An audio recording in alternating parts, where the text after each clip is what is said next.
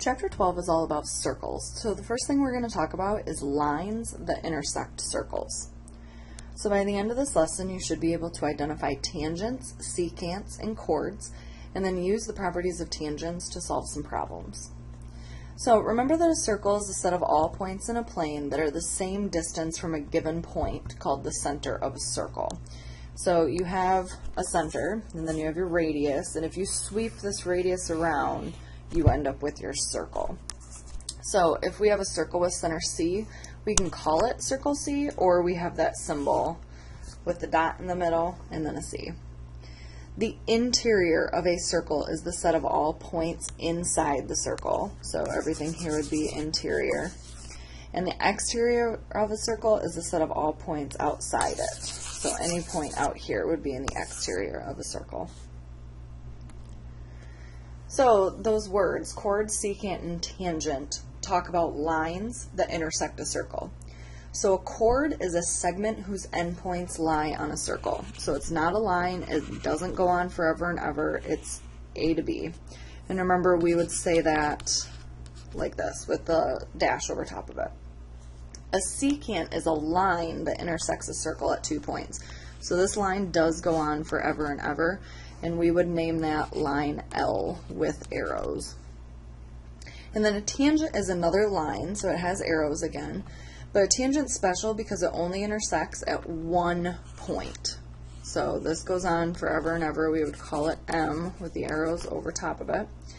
And the point that it crosses is called the point of tangency. So identify each line or segment that intersects circle L. So chords, remember those are all segments. They have to have 2 endpoints. So this one here, M, doesn't count. But if we go from J to M, that can be a chord. And then also from K down to M can be a chord. Now a secant, remember, has to be a line. So we're looking for arrows on the end of it. And there's one here, J to M. And then K to M doesn't work because it doesn't have a line that says it goes on forever and ever. Tangent, remember, can only hit it at 1 point, so that's this line M right here.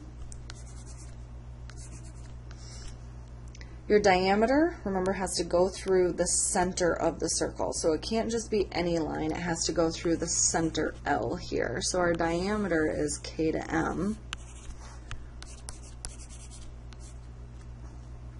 And a radius starts from the center and works its way out. So if we start at the center, we can go out to K. So KL is a radii, but we can also go out to J, so LJ. And then we could also go out to M, LM.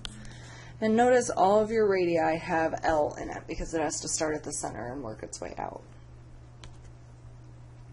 So now if we have more than one circle in the same plane, we have some words to know for these. 2 circles are congruent circles, if and only if they have congruent radii. So if you can think back to chapter 2, if and only if means that this statement goes both ways. These are congruent if the radii are equal, and if the radii are equal, then the circles are congruent. So it works both ways. Concentric circles are 2 circles in the same plane with exactly the same center. So think about like ripples in the pond. It starts from the same point where you drop that rock, and then as they move out, or you can think about as you move in, you end up with circles with the exact same center. Their radii might be different lengths, but they're still concentric. 2 coplanar circles that intersect at exactly 1 point are called tangent circles. So anytime you hear the word tangent, it's talking about something touching at just 1 point. And you can have 2 types of tangent circles. They can be internally tangent, where one's inside of the other one, or they can be externally tangent, where one's outside the other one, but they still only touch at 1 point. Find the length of each radius, then identify the point of tangency, and write an equation for the tangent line at this point. So we have 2 circles here. Let's talk about circle S.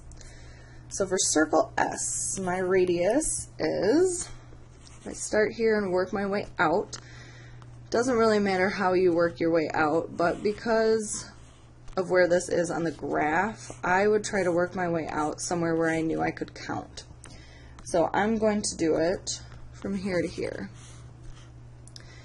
If I go up 1.5 spaces, I end up at the center. So the radius is 1.5 units. Where with circle R, it's a little easier. I again wouldn't try to find my radius here, but I would find it somewhere where you can count, and that's 2. And then identify the point of tangency. So remember, that's where they cross only once. And the only point that they touch is right here at -2, 0. So point of tangency, -2, 0. And then an equation of the tangent line at this point. So it has to go through that point, and it has to only cross those lines once. So any point that I make here or like over here is going to cross my lines more than what I want to. So the only line that's going to cross them right at that point is this horizontal line right here. And this horizontal line is at y = 0. So tangent line is y = 0. So let's talk a little more about those tangent lines. A common tangent is a line that is tangent to 2 circles. Lines L and M are common external tangents to circle A and circle B. They touch at 1 point each, and they are externally crossing. Where these ones touch at 1 point each, but they are internal. So here's some more theorems, and these theorems are converses of each other. So if you know one, you know the other. It says if a line is tangent to its circle, then it is perpendicular to the radius. So if you have a tangent line, you know that it's perpendicular. And then it works the other way around. If you know that you have a line perpendicular to your radius, then that line is tangent to your circle. So using that, we can make this theorem. If 2 segments are tangent to a circle from the same external point, so they both started at A, and then they come here and they only cross once, and they cross at a 90-degree angle to your radius, then the 2 segments are congruent. The segment and the segment are congruent. And this comes from way back in some of our other chapters of triangle congruence.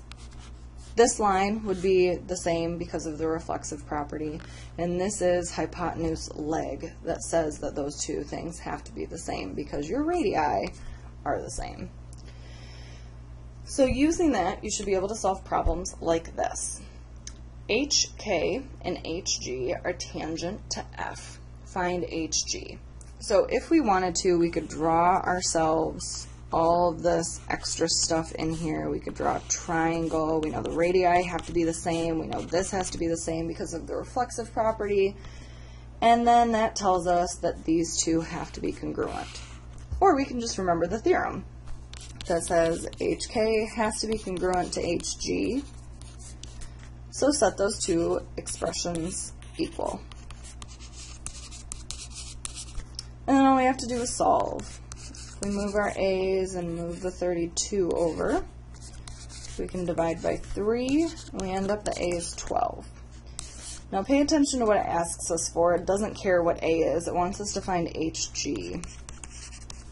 So HG is 4 plus 2 times the A we just found. So 4 plus 24 gives us 28.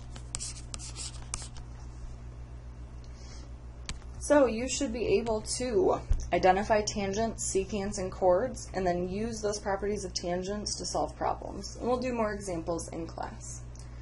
Make sure you write down any questions you have, and we can go over them together. Enjoy your night.